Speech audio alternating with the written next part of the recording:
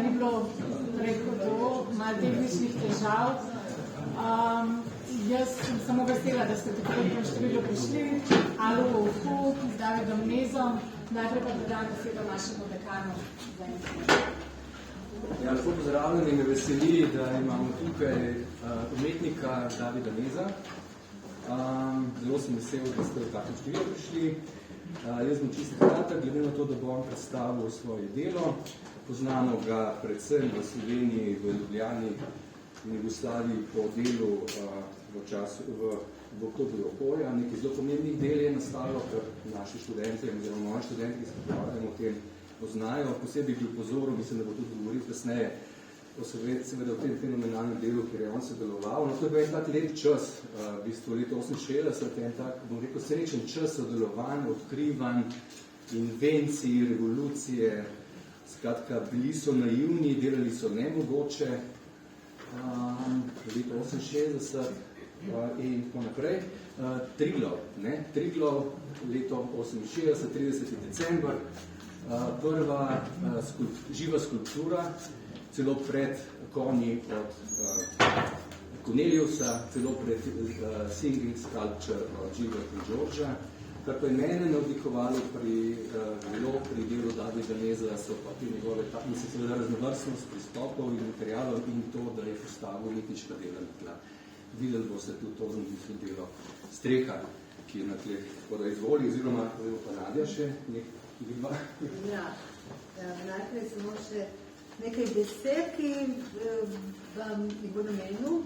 Kustos male galerije Banke Slovenije, ker se ta razstava se povezuje z današnjim predavanjem, ki je v bistvu nekaj vrste zaključno in pri katerem bom jaz na koncu preden bo prevzel seveda besedo David Nez nekaj povedala o povezavi med študentskim opusom in opusom, ki lahko postane svetovno pomemben opus. In to pač je David nosilec tega fenomena.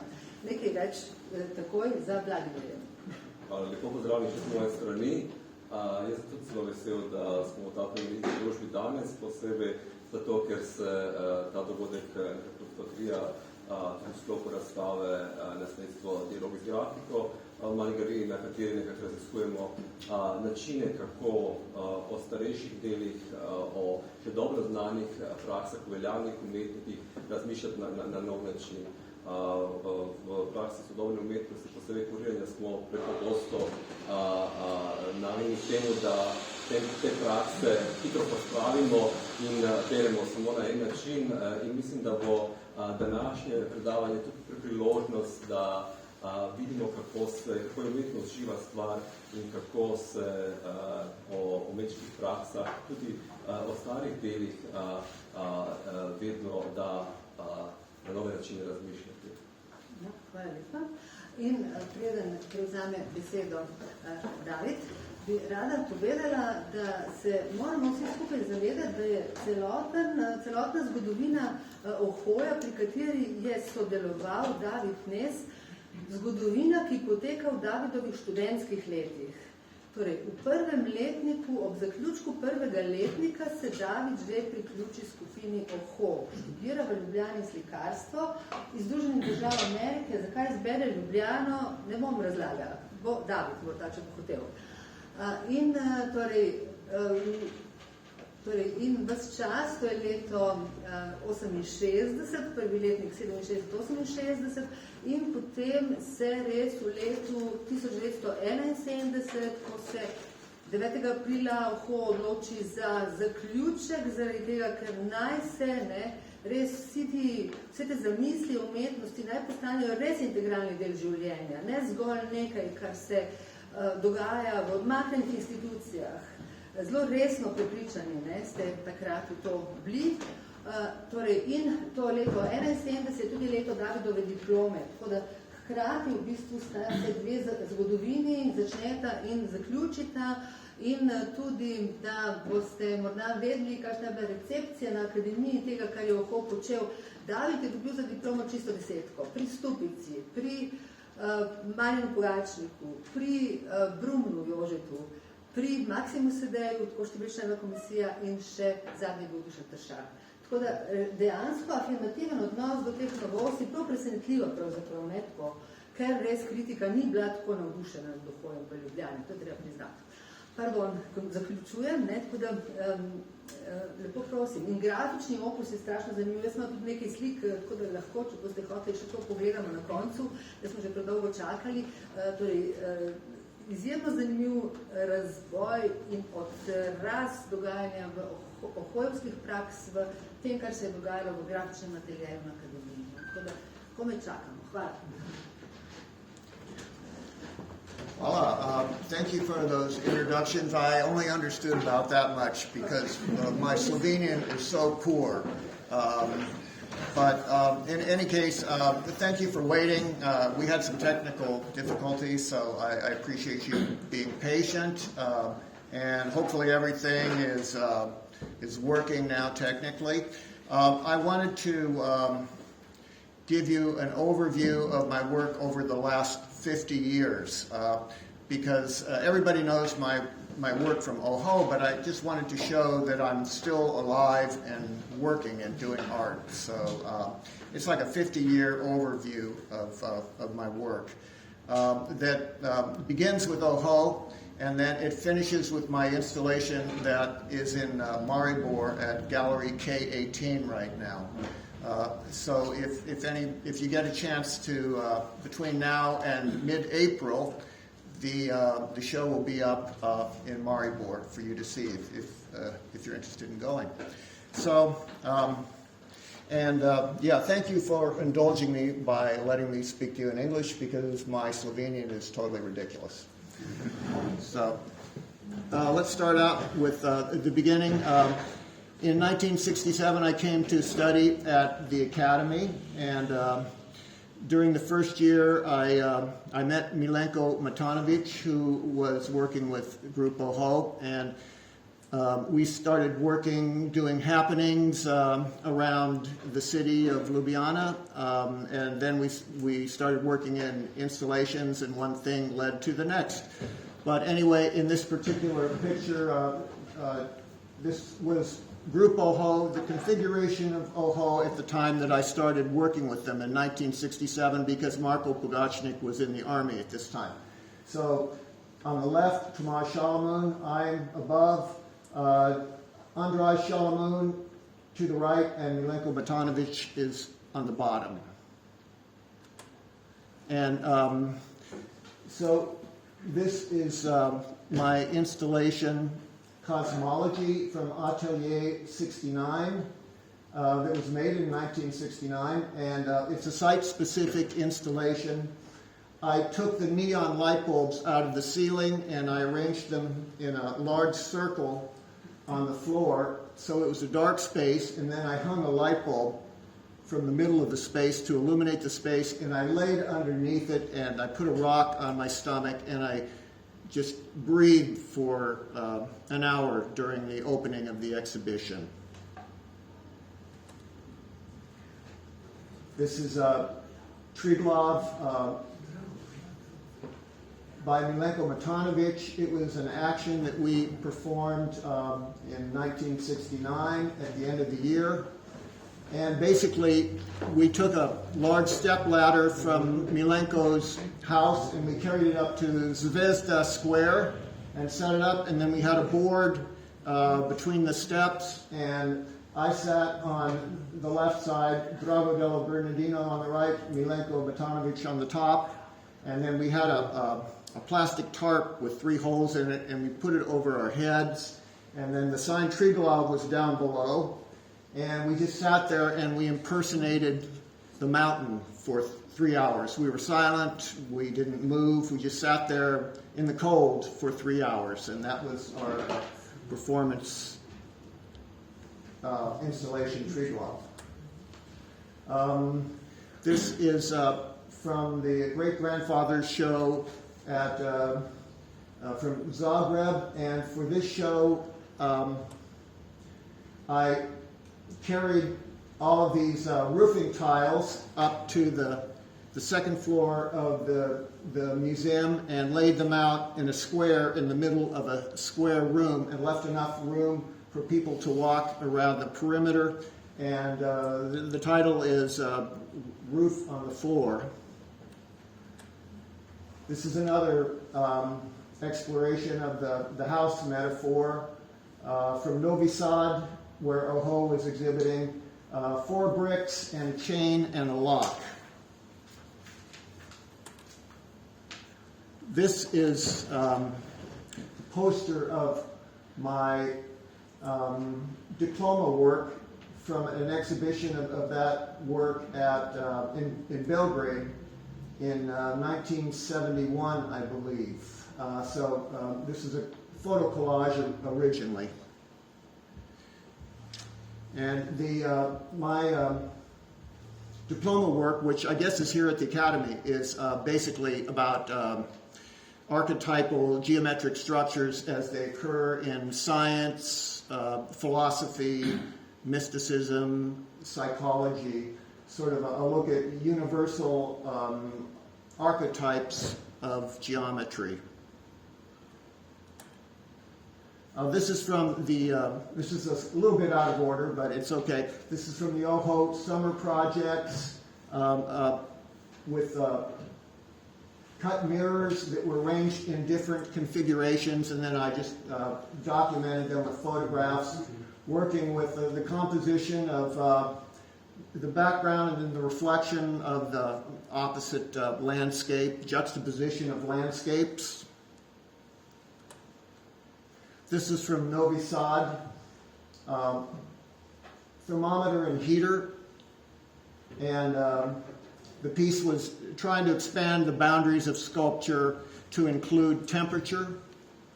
And it's interesting that this piece was reconstructed in an exhibition recently in a museum in Austria that was about climate change. And so it's interesting how work kind of changes its meaning over the decades in different contexts. This is, well, we're moving, it looks like the slides are a little bit out of order, so just, be with me here.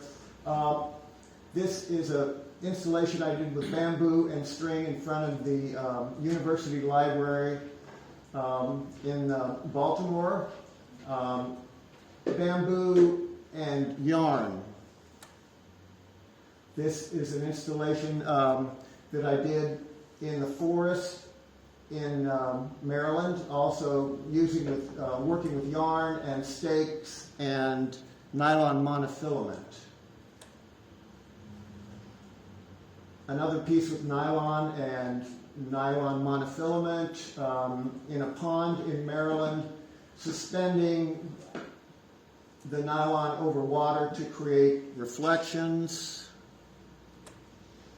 Okay, so let's backtrack now to OHO summer projects a few years earlier, and these are the time-space structures where I did open shutter photographs, and then I took a flare and I whirled it around in a circle. I threw it in the air to create a parabola. I dropped it from a bridge to create a line. I walked around the forest with it. The idea was to explore the fourth dimension of time through the use of photographs and site-specific installation. Okay, we're jumping ahead here to 1980, and this is a performance that I did in collaboration with my friend Daniel Conrad in Baltimore, and we worked together for about 3 or 4 years doing performance art. So we worked as a team, and we explored themes of male competition. That was because we were both guys, and we had sort of a competitive friendship. And so this particular piece is from a performance called Nuclear Baseball, where we explored the competition between America and the Soviet Union that was going on at that time. So jump ahead here to, this is another piece with strings and sticks, and weighted down by rocks. So the rocks are holding the string grid to press the sticks against the wall. Okay, back to Maryland. Everything is way out of order here, so please consider this a non-linear presentation, which is the best way of viewing it, because really our experience is non-linear, but we just order it, according to our cultural mores. So this is also from the University of Maryland, where I was assembling this particular installation. Another piece with bamboo and yarn and nylon nets and stones.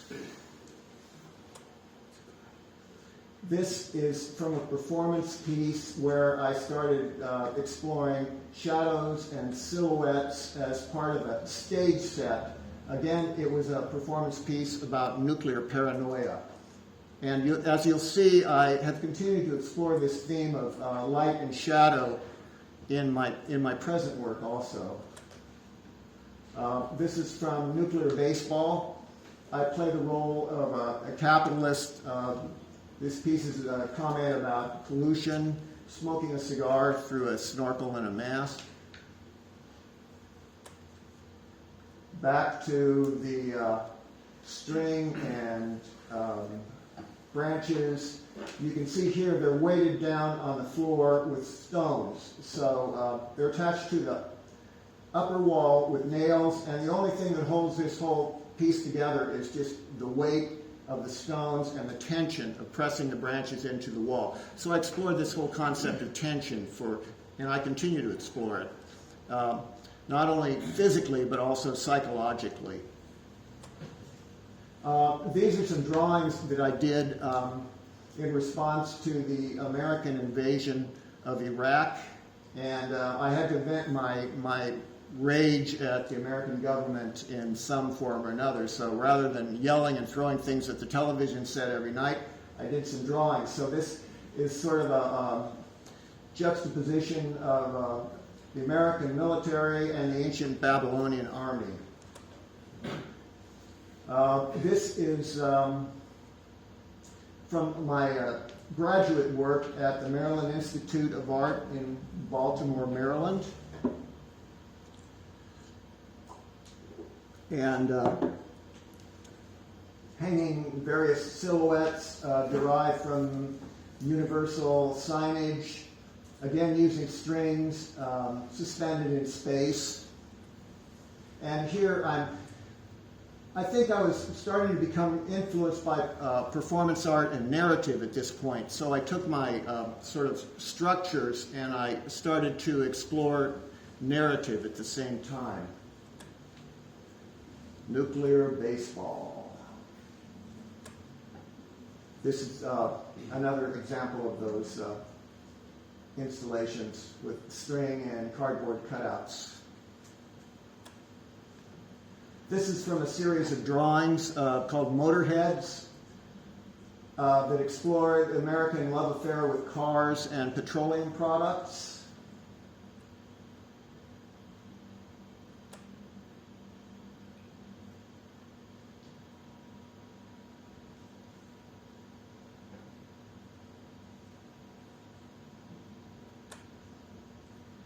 This is from the Iraq War series. America went to Iraq under the pretense of finding nuclear weapons, and they never found anything because it was all just fake news.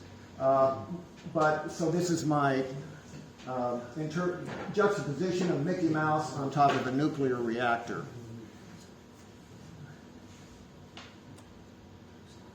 More of the Iraq War series.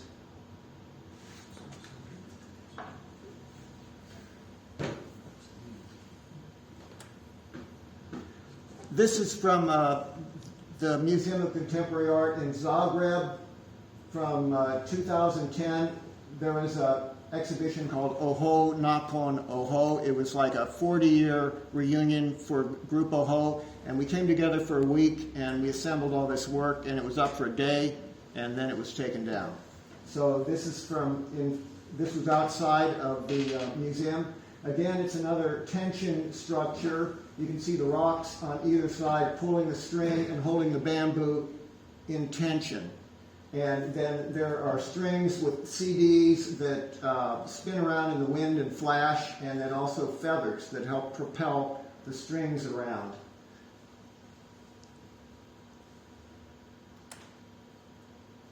This is a drawing that I did called The Myth of Progress. And the monkey is based on the portrait of George Bush. It's all hand-drawn except for the maps on the upper left and lower left. And so I attribute these drawing skills to my training at ALUO. So it's not like I didn't learn anything at the Academy. I definitely learned some drawing skills. So it was a valuable experience. These are from Porridge. I did a brief residency there, and I had the forest to work in, so I set up these geometric configurations with yarn and nylon and staked it into the ground.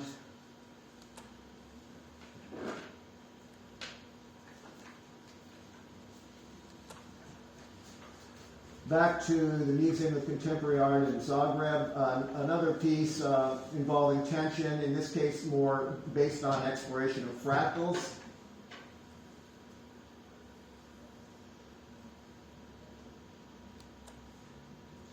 And back to Porridge.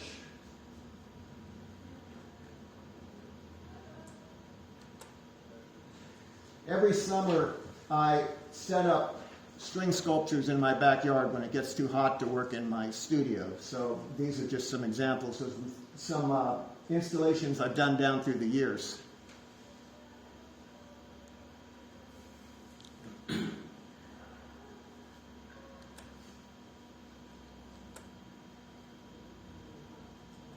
Bamboo, under tension, nylon monofilament, and stakes. This is from last summer, an installation that I did on a tree branch in my backyard.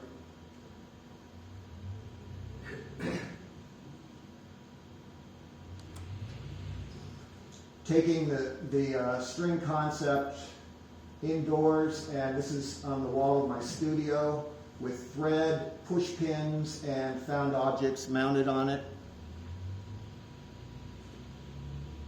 Sort of an internet of objects, I guess you could call it. These are some hyperboloids,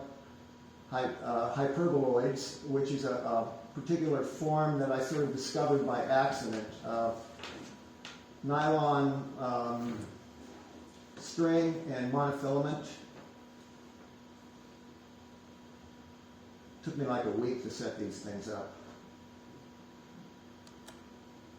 Now, this is kind of moving ahead to recent.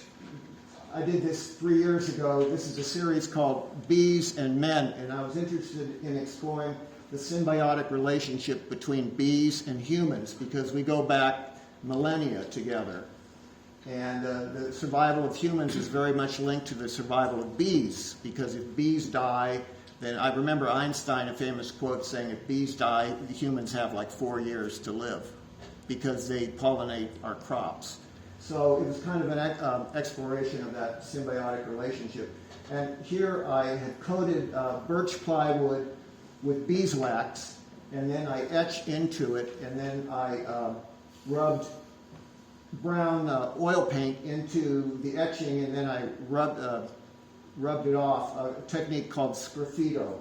And then in the corners I used encaustic wax stencils. So I did a number of these. Just some found objects that I did. This is a series called Robo-Bugs, sort of based using kitchen utensils, kind of inspired by drones. Another robo-bug, in this case a robo-mosquito.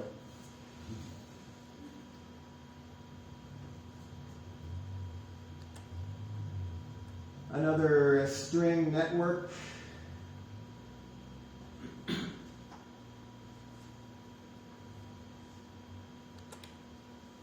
back to the previous. And again, bees and men.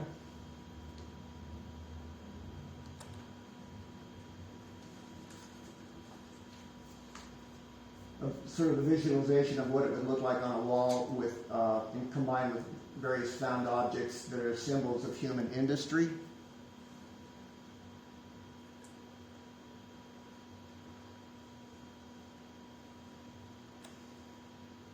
And this is the second series I did with Bees and Men, where I started cutting stencils in paper and then spraying through them on a substrate of dictionary pages.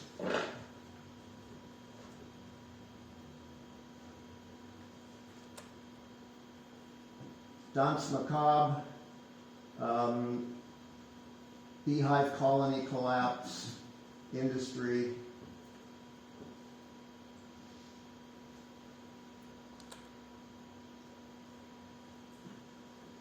These were intended to be series with a number of different components.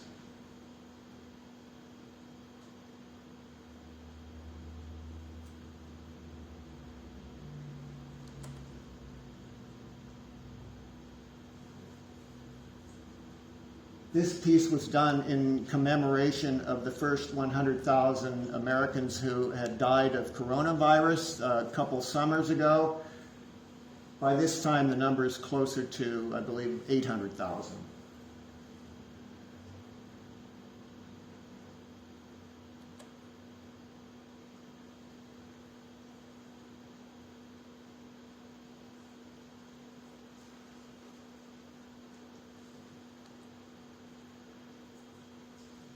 I started experimenting with hanging the stencils from the ceiling, and the work kind of took a leap in another direction, more of a three-dimensional direction.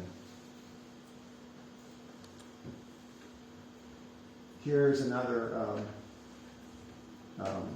memorial for the people dead from coronavirus.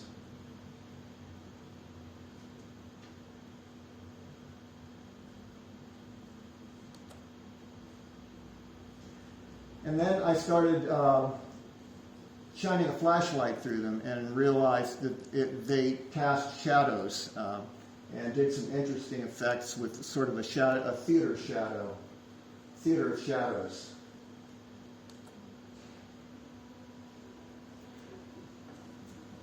These are the same stencils that I used in the paintings, but they're transposed into a three-dimensional context. So I'm really interested in taking the same imagery and exploring it in different dimensions.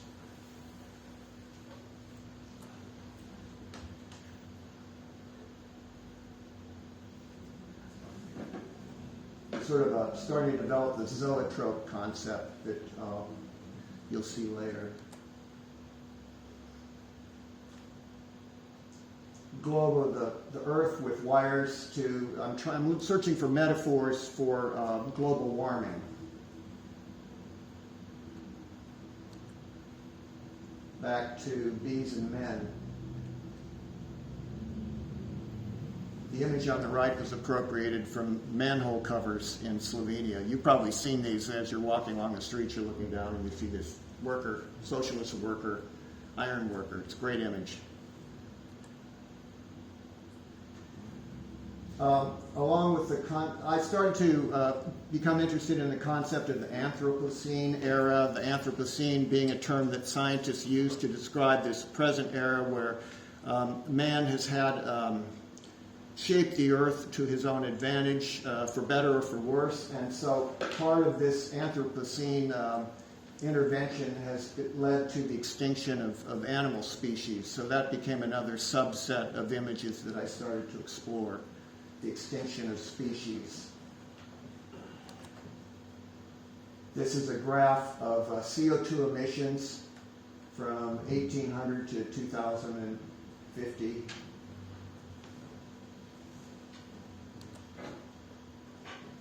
Polar bear on icebergs, melting of the poles, searching for these metaphors for climate change. And this is a series, my next series of paintings that where I took pages of an atlas and I spray painted on top of them and added a few collage elements, sort of exploring the theme of men and animals.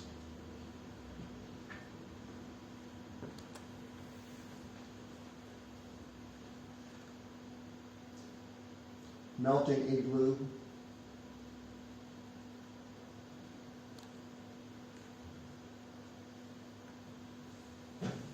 Animals and industry.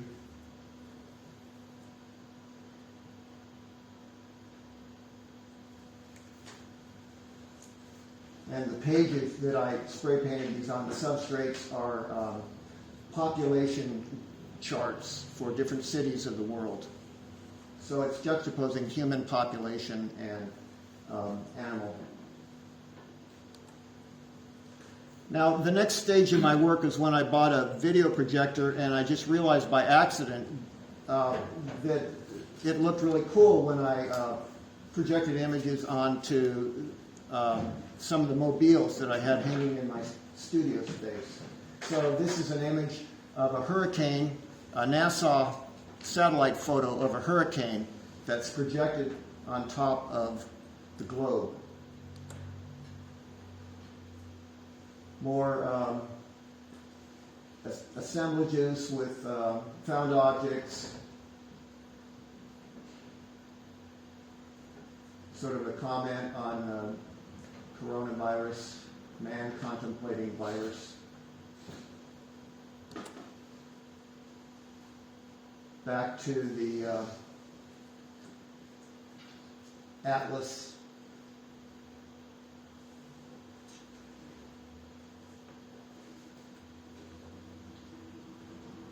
Venus of Willendorf, hunter-gatherer, igloo, different images of mankind through different stages of history juxtaposed with animals that are on the verge of going extinct at the moment.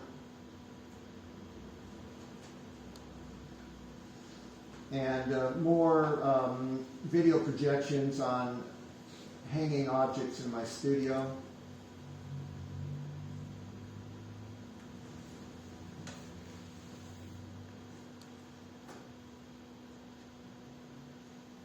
Flashlight on hanging objects. Video projections.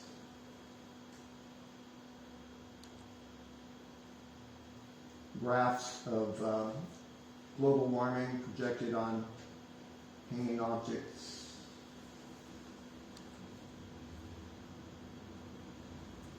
Different maps of the globe that I colorized in Photoshop. So I've kind of grown more and more into doing digital work as well in this series. This is on a corner of my studio, so it's quite large projection with a hanging silhouette and then projecting through it to create planes of imagery.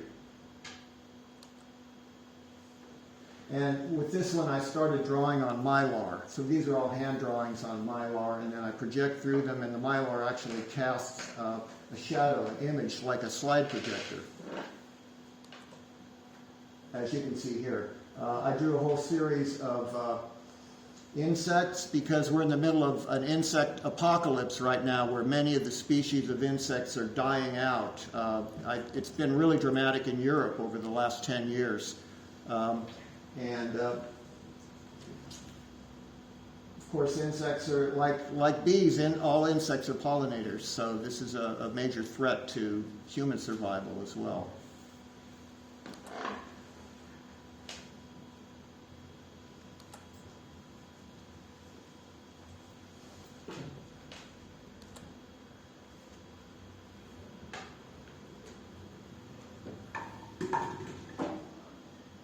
Hanging the sheets of Mylar from strings and then weighting them down with stones.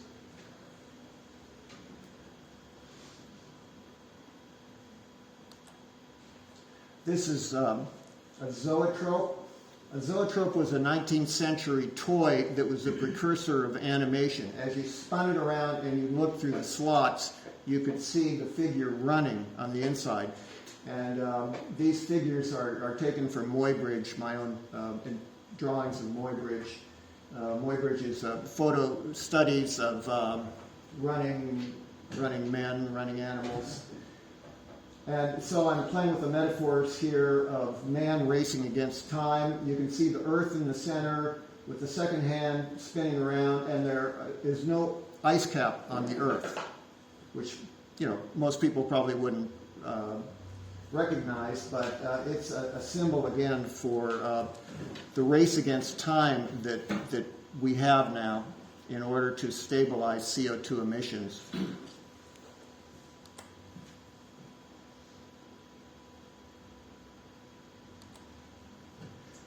Here's another form of zoetrope with sports trophies mounted on bicycle wheels. It's like a mobile. You spin the wheel around and both wheels spin around forever.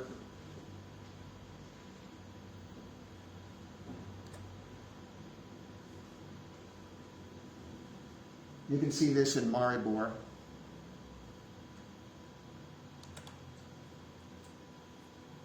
More photos from my studio of the central mobile with the earth. On one side you have the running man, on the other side you have the bee, and it's a large mobile, perhaps like a couple, 3 meters across, and as it spins, it's a metaphor for the symbiotic relationship of humans and bees that has occurred down through the millennia.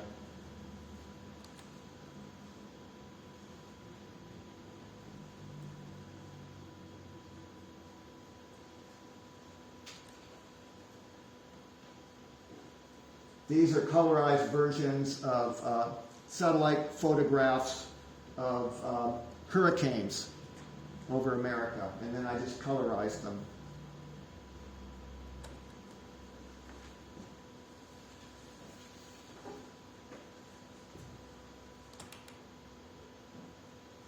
These are an example of some of the mobiles that I've been constructing out of bamboo and string and hanging silhouettes and various found objects.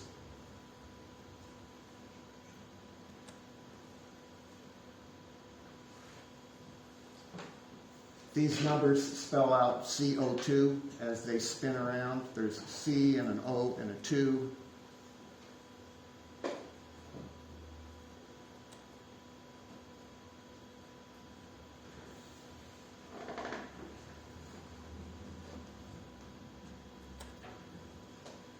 Let's see if this video works. It may or may not. Oh, okay, so this is a zoetrope.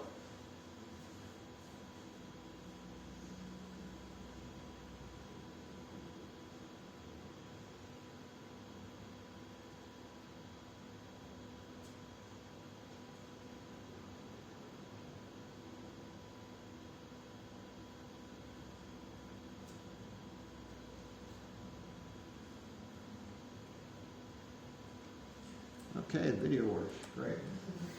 Okay, another mobile. A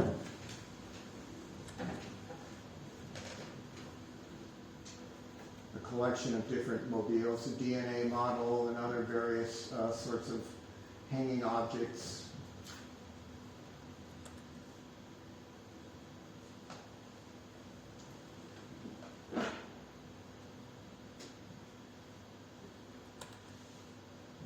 Okay, another video, and this is of the central mobile, which is the Earth,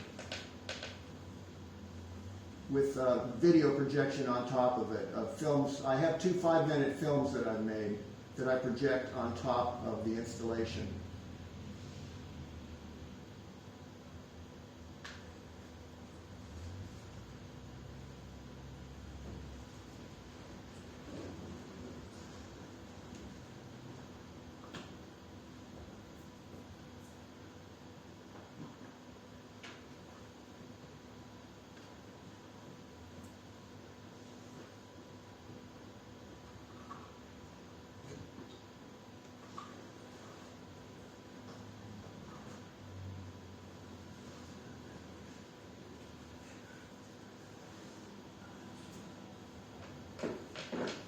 And so some of the graphics are also my paintings that I made a slideshow out of, and then I projected on top of the mobiles.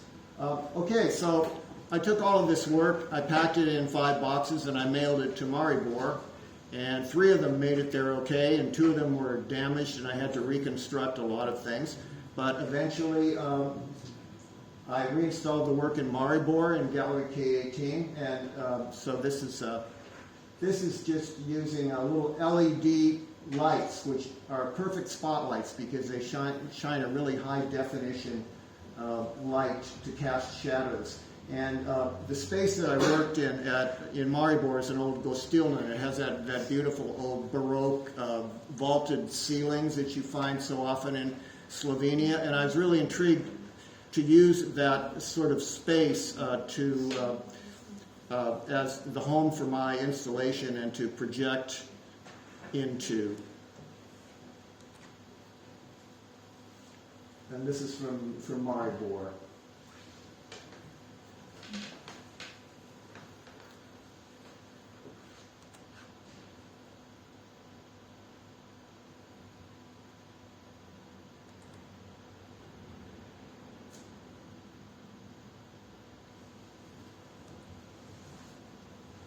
So David, how do you call it? Like kinetic installation, or? I don't know what to call it. I guess it's kinetic. It's like because I have a fan. It's actually powered by a fan in the corner, and I turn the fan on, and the whole thing just kind of slowly spins around in space. Mm-hmm. And the visitor, the spectator, may walk through the. I'm sorry. The visitor, the spectator, may walk into the installation around. Yeah, it's well. There's enough space to walk around the space. Not much. Space. Not much, okay. But because the bamboo poles in the center installation are about maybe 2.5 meters almost. Okay. So it leaves a little bit of a perimeter to walk around. But I wanted the viewer to sort of feel like they were surrounded and encompassed by this installation that is moving around them.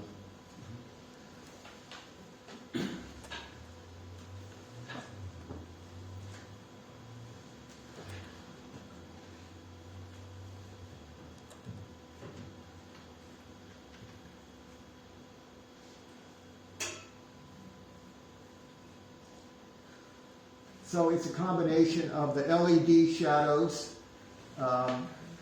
cast in black and white on the ceiling and the walls, and then the video projection and its particular shadows that combine. And since the video is constantly changing and moving, and the mobiles are constantly spinning around, it's a totally kinetic and ever-shifting environment of light and color and shadow.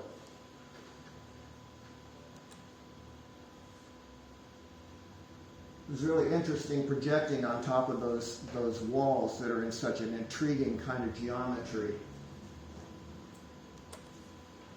These are more mobiles.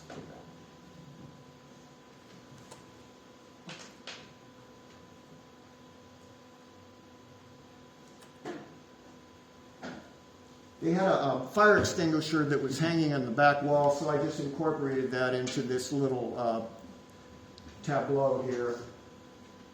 The running man, the burning planet, and the fire extinguisher.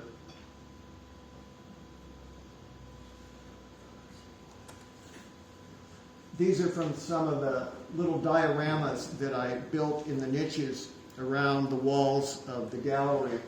There is a niche for each phase of human history during the Anthropocene, starting with the Paleolithic, and then this is from the Neolithic. You can see the sickle and the bird skull. This is from the modern age.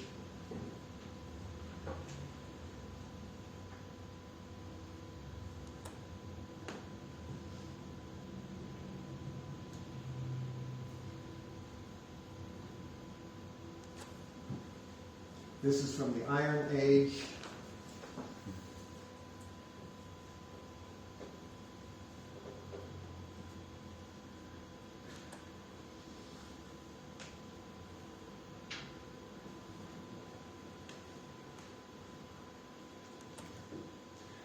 every artist at Galeriji K-18 is given the opportunity to create their own facade for the gallery, and we actually blow them up to a billboard size, and then they paste them on the front.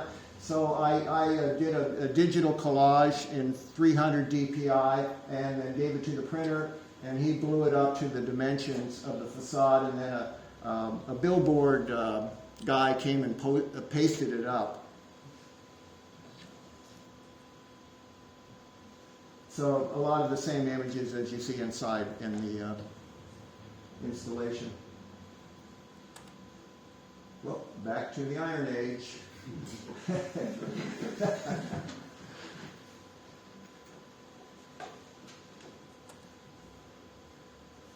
This is the face on the right is from recognition, digital recognition, facial recognition software. And then the structures on the left are my own explorations of geometric tessellation.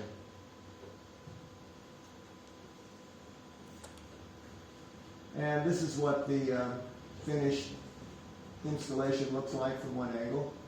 It's much larger than this. It's very hard to capture this in photos because the strings are so delicate, and it's such a delicate installation.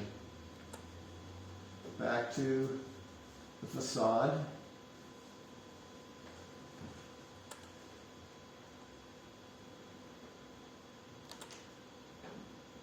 More from the opening.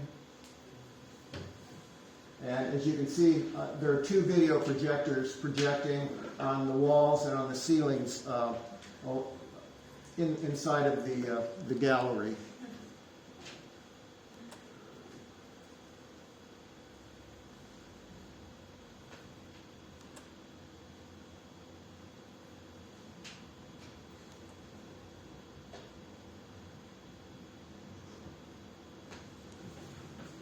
Oh, and so this is the last one. This is a tribute to my insect helpers.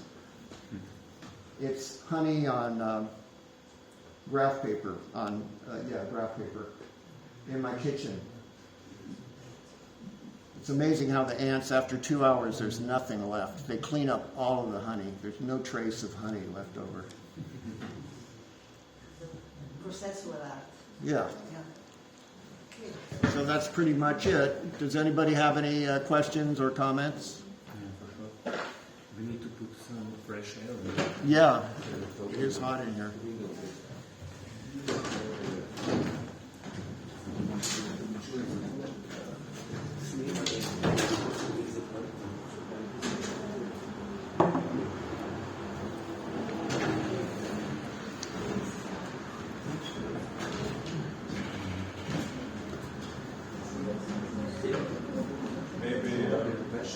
You're using string a lot.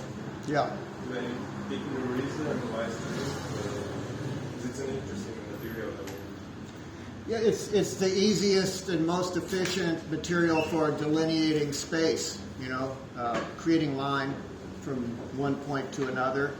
And also you can stretch it into tension, so it has a lot of uses and purposes. It's just a basic basic element of geometry for drawing a circle, and easy to work with, cheap, disposable. So yeah, I've used it for like 50 years. I'm interested in why specifically bamboo, when there's so many different types of wood. Well, I work with other branches, tree branches and things. You saw some of those pieces. Recently more with bamboo, because bamboo is, I like the metaphor of bamboo. It's used widely in the Orient, and I've discovered that you can actually heat it over a propane flame and you can bend it. Mm-hmm. So you can shape it, you can mold it, it's inexpensive. But yeah, I'm willing to explore any kind of material, but bamboo is the easiest to work with, really.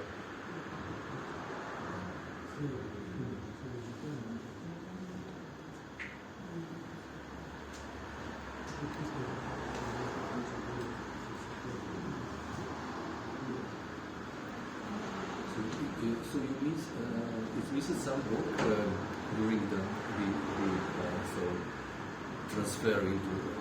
So some work you want to present it is lost in this transfer. Yeah, it's basically the same work that I shipped from Oregon, but of course because there was more space in Maribor, the installation looks different than it does in my studio, which is very small. Mm-hmm. So I just readapted it to the space. It's it has to change with the dimensions of the space. And I rearranged I never had a chance to install all of those objects in my studio because it's just too small. In your studio, it's at your home? It's in a garage behind my house.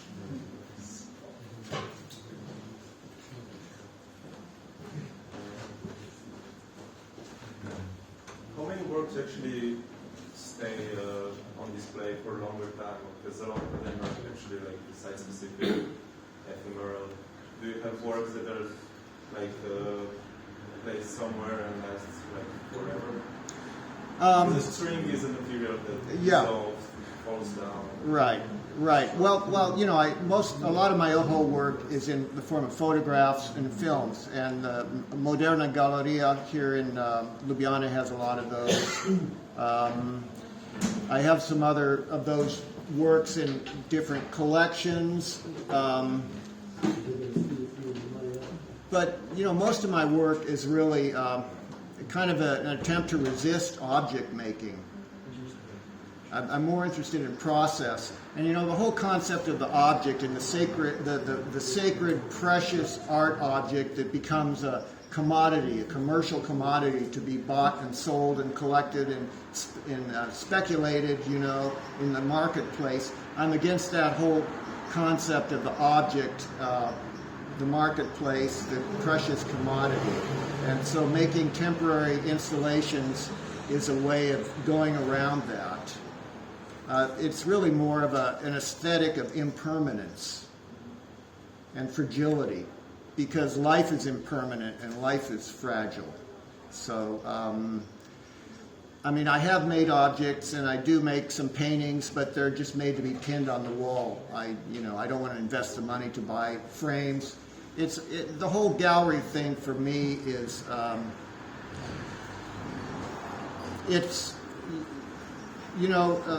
the gallery really shapes the art. The marketplace shapes the art.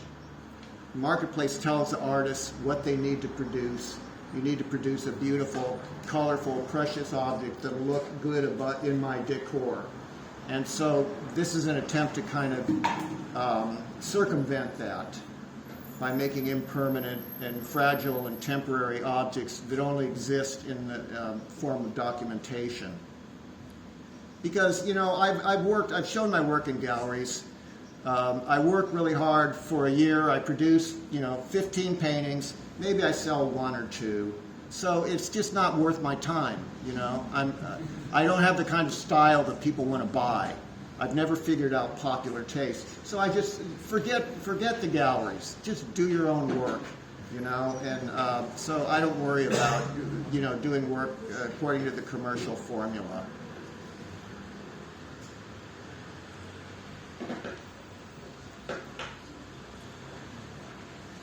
You're married then, if we were allowed to ask that. I work as for many years I worked as an art therapist. So I made enough money to survive, just enough, and I had a lot of free time to do my art. So,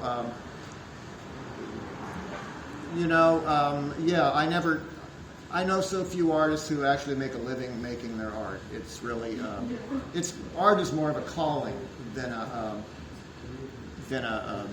profession, I guess. What about Ljubljana? Would you share why you chose Ljubljana? Well, the myth is that I put a map on the wall and I threw a dart at the map. But that's a myth. That's a myth that I spread intentionally because I got so tired of people asking me how I came to Ljubljana. But the reality was that I had lived briefly in Skopje in Macedonia in 1964 with my father, who was a city planner who was working with the United Nations after the earthquake there. So he took me down there with him. I lived for 6 months in Skopje. And then I have some relatives in Ljubljana. My grandfather is Slovenian. So I decided to come back here for art school, and in case I ever got drafted into the American Army, I wouldn't go. I would just stay here. I never did get drafted, but that was one of my reasons for moving here. And then I started, working with OHO and making friends, and had a good time living here for the 4 years I was here. Thank you. Mm-hmm.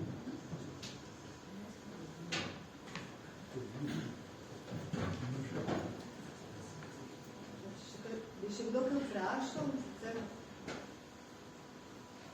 Kim?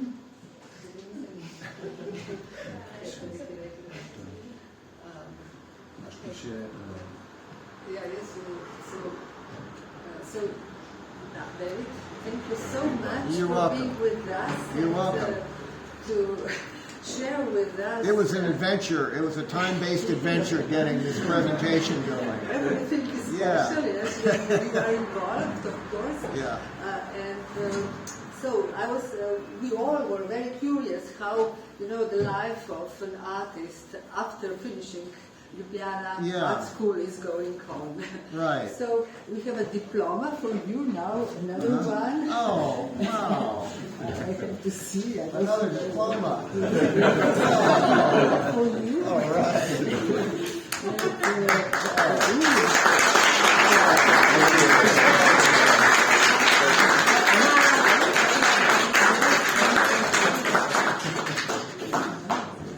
Oh, that's beautiful. Graphic. Nice.